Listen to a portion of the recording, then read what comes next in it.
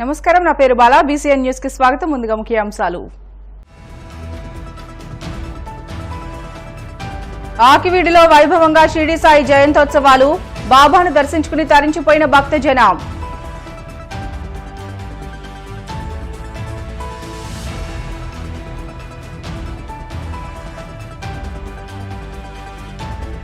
అంతర్జిల్లాల దొంగల ముఠా arrest. 20 motor సైకిళ్లతో పాటు బంగారం స్వాధీనం.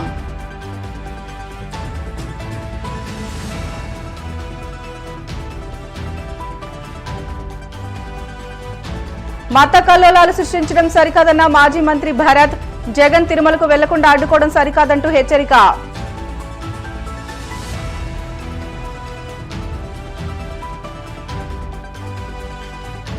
మాదక ద్రవ్యాల వినియోగంపై అవగాహన అవసరం. విద్యార్థులు తమ జీవితాలను ఉన్నతంగా తీర్చిదిద్దుకోవాలంటూ శ్రీకాకుళం ఎస్పీ మహేశ్వర్ రెడ్డి సూచన. పశ్చిమ గోదావరి జిల్లా ఆకివీడిలోని గుమ్మలూరు సెంటర్ శ్రీ షిరిడి సాయిబాబా సేవాశ్రమంలో సాయిబాబా 189వ జయంత్యుత్సవాలను ఘనంగా నిర్వహించారు. ఈ ఉత్సవాల్లో భాగంగా సేవాశ్రమంలో నిర్వహించిన చావడి ఉత్సవాన్ని భక్తులు అధిక సంఖ్యలో దర్శించుకుని పూజలు నిర్వహించుకున్నారు. గురూజీ ఆంబుల సాంబశివరావు, ఆలయ నిర్వాహకులు కోపల్లి సూర్యనారాయణల ఆధ్వర్యంలో కేక్ కట్ చేసి అన్న సంతర్పణను ఘనంగా నిర్వహించారు. సాంస్కృతిక కార్యక్రమాల్లో భాగంగా నిర్వహించిన చిన్నారుల నృత్యాలు ఆహుతులను విశేషంగా అలరించాయి. చావడి ఉత్సవాన్ని పురస్కరించుకుని ఆలపించిన షిరిడి సాయి గీతాలు భక్తులను అలరించాయి. ఉత్సవాల్లో భాగంగా అధిక సంఖ్యలో వచ్చిన భక్తులు బాబాను దర్శించుకోగా సాయి సేవకులు పాల్గొని తీర్థ ప్రసాదాలను స్వీకరించారు.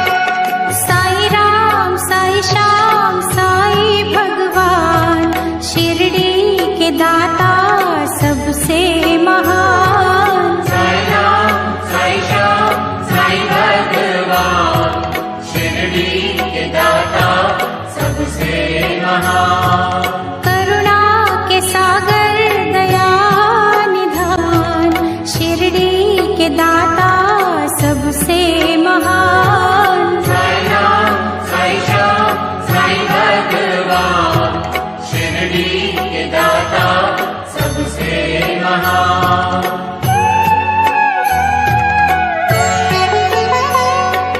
साई चरण की धूल को माथे जो लगाओगे पुण्य चारों धाम का शिरडी में ही पाओगे।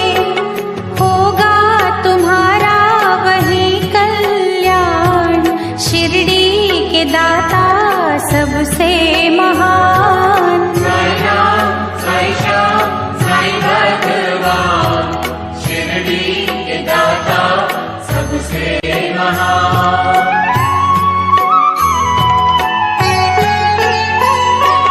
कोई शहंशाह उनको कहे शिव का ही तो रूप है। పలు ఇళ్లలో విలువైన వస్తువులు, మోటార్ సైకిళ్లను చోరీ చేస్తున్న 5గురు అంతర్జిల్లాల దొంగలను కాకినాడ క్రైమ్ పోలీసులు అరెస్ట్ చేశారు. కాకినాడ జిల్లా ఎస్పీ కార్యాలయంలో ఏర్పాటు చేసిన మీడియా సమావేశంలో ఎస్పీ విక్రాంత్ పాటిల్ చోరీ వివరాలు మీడియాకు వెల్లడించారు. జల్సాలకు అలవాటు పడి చోరీలు చేయడం అలవాటుగా మార్చుకున్నారని, ఇంట్లో ఎవ్వరూ లేని సమయంలో తలుపులు పగలగొట్టి సుమారు 25 లక్షలు విలువ చేసే బంగారు, వెండి వస్తువులను అలాగే ఇంటి వద్ద పార్కింగ్ చేస్తున్న 20 మోటార్ సైకిళ్లు రికవరీ చేసి నిందితులను అరెస్ట్ చేసినట్లు తెలిపారు. ఈ మీడియా సమావేశంలో additional SP Bhaskar Rao, Kakinada 2 town rural సీఐలు అప్పలనాయుడు, చైతన్య కృష్ణ, క్రైమ్ సీఐ కృష్ణ, పలువురు ఎస్ఐలు సిబ్బంది పాల్గొన్నారు. మన పోలీస్ స్టేషన్లో 2 వీలర్స్ దొంగతనాలు గురించి చాలా ఎక్కువ కంప్లైంట్స్ వచ్చాయి.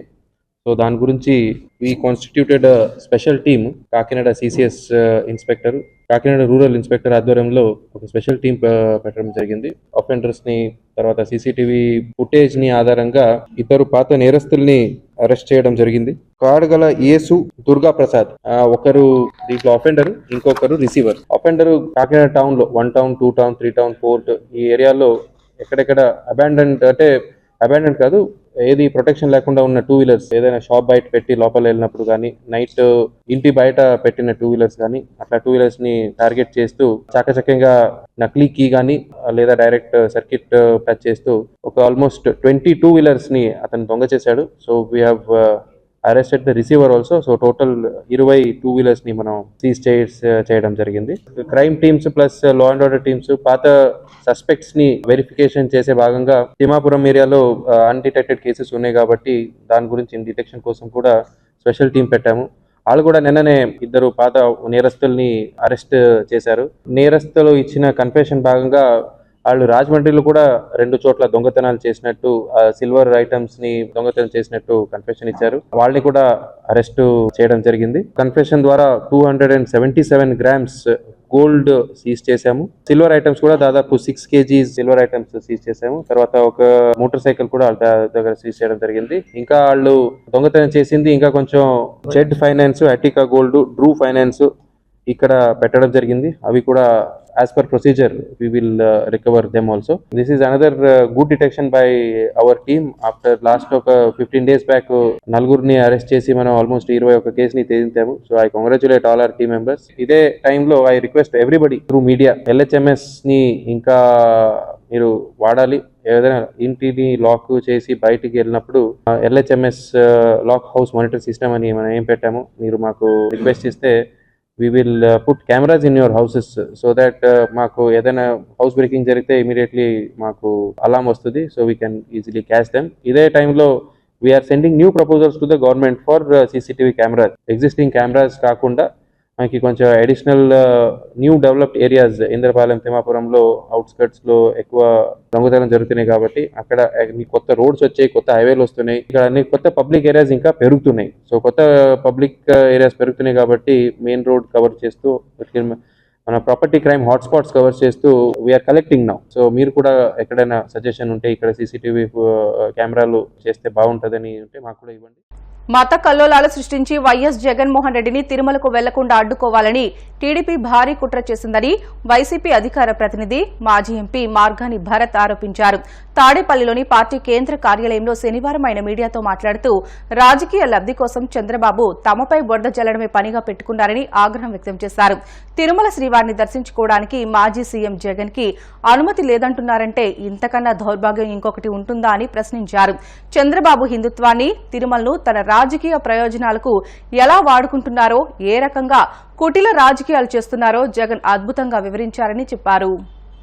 మనం గడిచిన వారం రోజుల నుంచి కూడా రాష్ట్రంలో కాదు యావత్ దేశంలోనే తిరుపతి లడ్డూల గురించి ఏ రకమైన విషయాలు జరుగుతున్నాయో మనం చూసాము.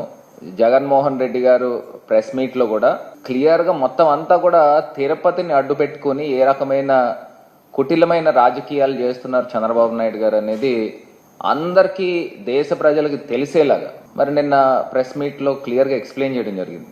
వైఎస్ఆర్సీపీ శ్రేణులు, హిందూ భక్తులు, అభిమానించే వాళ్ళందరినీ కూడా ఏదైతే చంద్రబాబు నాయుడు గారు దేవాది దేవుడు, కలియుగ వైకుంఠుడు, వెంకటేశ్వర స్వామి పైన ఒక పెద్ద నింద వేశాడు. ఆ నింద ఆరోపణ తొలగిపోవాలి అని ఇవాళ రాష్ట్ర వ్యాప్తంగా వివిధ గుడుల దగ్గర వైఎస్ఆర్సీపీ శ్రేణులు, ప్రజలు, భక్తులు అందరూ కూడా విశేషమైన పూజలు కూడా చేశారు. అసలు రాష్ట్రాన్ని కానీ లేకపోతే హిందుత్వాన్ని కానీ ఈయన ఏ రకంగా రాజకీయాలకు వాడుకుంటున్నారు అనేది ఒకసారి ప్రజలు గమనించగలరని నేను కోరుతా ఉన్నా. ఇప్పుడు ఏవైతే ఏఆర్ డైరీలో వాళ్ళు సప్లై చేసిన గీలో కల్తీ జరిగింది, ఆ కల్తీ అడల్ట్రేషన్ వెజిటబుల్ ఆయిల్ జరిగిందా లేకపోతే యానిమల్ ఫ్యాట్ జరిగిందా అనేది ఒక కన్ఫ్యూజన్ క్రియేట్ చేస్తారు. ఇదే శ్యామలరావు గారు మొట్టమొదటిసారి ఏఆర్ డైరీ సప్లై ఎప్పుడు స్టార్ట్ చేశారనండి? ఏఆర్ డైరీ సప్లై జూన్ 12వ తారీఖు నుంచి నాకు తెలిసి అప్పటి నుంచి ప్రారంభమైంది. మే 13వ తారీఖున కొత్త ప్రభుత్వం వాళ్ళు వచ్చేసింది. కొత్త ప్రభుత్వం మే 13వ తారీఖున వాళ్ళు గెలిచారు. బిల్డ్ స్టార్ట్ చేసింది జూన్ 12 నుంచి. మొట్టమొదటిసారిగా జూలై 12వ తారీఖున 6వ తారీఖున వచ్చే ట్యాంకర్లు డిఫర్ అయినాయి, క్వాలిటీకి రిజెక్ట్ అయినాయి అని చెప్పేసి ఈఓ శ్యామలరావు గారు చెప్పారు. దానికి ముందర వచ్చిన ట్యాంకర్లు క్వాలిటీ చెక్ పాస్ అయినాయి. ఆ క్వాలిటీ చెక్ పాస్ అయినాయి, ఒకవేళ రిజెక్ట్ అయితే అసలు వాడే ప్రసక్తే లేదు. మరి ఈ డౌట్ ఎందుకు అరైజ్ చేస్తున్నాడు చంద్రబాబు నాయుడు గారు అనేది ఎవరికి అర్థం కావట్లా. మరి ఆయన దగ్గర ఎన్డీడీబీ రిపోర్ట్స్ ఉన్నప్పుడు ఆ ఎన్డీడీబీ రిపోర్ట్స్లో నిజంగానే కనుక యానిమల్ ఫ్యాట్స్ ఉన్నాయి అని మీకు తెలిసినప్పుడు అప్పుడే మీరు దాన్ని కోట్ చేయాలి కదా. వెజిటబుల్ ఆయిల్ అని ఎందుకు మీరు మాట్లాడారు? మళ్ళీ 2 నెలలు పోయిన తర్వాత చంద్రబాబు నాయుడు గారు సెప్టెంబర్ 18వ తారీఖున 2 నెలల వరకు ఎందుకు బయటకి చెప్పలేదు? యానిమల్ ఫ్యాట్ కలిసిందని మీ దగ్గర పూర్తి ఆధారాలు ఉన్నప్పుడు 2 నెలల కాల వ్యవధి ఎందుకు తీసుకున్నారు? అది దానికి సమాధానం చెప్పాలి కదండి. దానికా సమాధానం చెప్పరు. అసలు నాకు అర్థం కావట్లేదు, ఈ కన్ఫ్యూజన్ ఎందుకు క్రియేట్ చేయాలని అడుగుతున్నా. దీన్ని మొత్తం మసిపూసి మారేడుకాయ చేసి దీన్ని అంతా పొలిటికల్ టర్న్ తీసుకుని ఈయన హిందుత్వాన్ని అడ్డు పెట్టుకుని రాజకీయం చేసే కార్యక్రమం చేస్తూ ఉన్నారు. ఇది ఒక్కసారి ఆంధ్రప్రదేశ్ ప్రజలే కాదు, యావత్ హిందూ లోకం అంతా కూడా ఒకసారి ఈయన మాట్లాడిన మాటల్లో ఎంత డొల్లతనం కనబడుతుందనేది ఒకసారి గమనించమని కోరుతున్నా. ఇప్పుడు చంద్రబాబు నాయుడు గారికి హిందుత్వం పట్ల, హిందూ దేవుళ్ళ పట్ల ఏ గౌరవం ఉందని అడుగుతున్నా. ఇదే చంద్రబాబు నాయుడు గారు పూజలు చేసేటప్పుడు ఈయన బూట్లు వేసుకుని శంకుస్థాపన చేస్తున్నాడు. మరి ఈయనకున్న గౌరవం ఇదేనండి హిందుత్వం పట్ల? ఎవరైతే హిందుత్వానికి టార్చ్ బేరర్స్ అని చెప్పుకుంటున్న బీజేపీ కూడా ఒకసారి ఇవన్నీ గురించి గమనించండి. బూట్లు పెట్టుకుని పూజ చేస్తే మరి ఈయన ఏమనాలండి? హిందుత్వ డెక్లరేషన్, టీటీడీలో డిక్లరేషన్ గురించి ఈయన మాట్లాడేది? మరి బీజేపీ పెద్దలు కూడా ఆలోచన చేయాలి. ఈ చంద్రబాబు నాయుడు గారి యొక్క మతాన్ని పెట్టుకునే రాజకీయం చేసే దాని గురించి ఒకసారి ఆలోచన చేయాలి. మళ్ళీ ఇవాళ తీసుకొచ్చి డిక్లరేషన్ రాజకీయం చేస్తున్నారని అంటే దీనికి అర్థాలు ఏంటి అని అడుగుతున్నా. అంటే ఈ లడ్డూలో కల్తీ దాంట్లో ఈయన అడ్డంగా బుక్ అయిపోయాడు కాబట్టి చంద్రబాబు గారు దాన్ని డైవర్ట్ చేయడానికి ఇవాళ ఈ యొక్క డిక్లరేషన్ రాజకీయం చేస్తున్నారు. ఇది ప్రజలందరూ కూడా గమనిస్తూ ఉన్నారు. కేవలం రాజకీయాలకు వాడుకునే కార్యక్రమం జరుగుతూ ఉంది. ఇది ప్రజలు గమనించగలరని ఈ సందర్భంగా తెలియపరుస్తూ, ఇప్పుడు జగన్మోహన్ రెడ్డి గారు తిరుపతి వెళ్ళకపోవడానికి ఏ రకంగా కమ్యూనల్ వైలెన్స్ క్రియేట్ చేద్దామని ఈ తెలుగుదేశం పార్టీ పన్నాగాలు పన్నారు. నిన్న మా పార్టీ తాలూకా ఎమ్మెల్యేలకి, పార్టీ నాయకులకి, కార్యకర్తలకి వీళ్ళందరికీ కూడా నోటీసులు ఇచ్చారు పోలీసులు. మాజీ ముఖ్యమంత్రి జగన్మోహన్ రెడ్డి గారి పర్యటనకి పర్మిషన్ లేదంట. సో ఇవన్నీ గమనించమని కోరుతున్నాం. ఇప్పటికైనా కలియుగ వైకుంఠుడు వెంకటేశ్వర స్వామి ఈ చంద్రబాబు నాయుడు గారికి మంచి బుద్ధి ప్రసాదించాలి. ఇప్పటికైనా ఈ లడ్డూ రాజకీయాలు ఒక అభూత కల్పన కిందన ప్రజలందరి మైండ్స్లోనూ విషాన్ని నాటే కార్యక్రమం చేస్తూ ఉన్నాడు. దేవుణ్ణి కూడా రాజకీయాల్లోకి తీసుకొచ్చి ఇంత దారుణమైన పనులు చేస్తున్నాడని ప్రజల్ని ఒక్కసారి ఆలోచన చేయమని కోరుతాం. బ్రిటన్లో షార్ట్ బ్రేక్ తీసుకుందాం. Stay with us.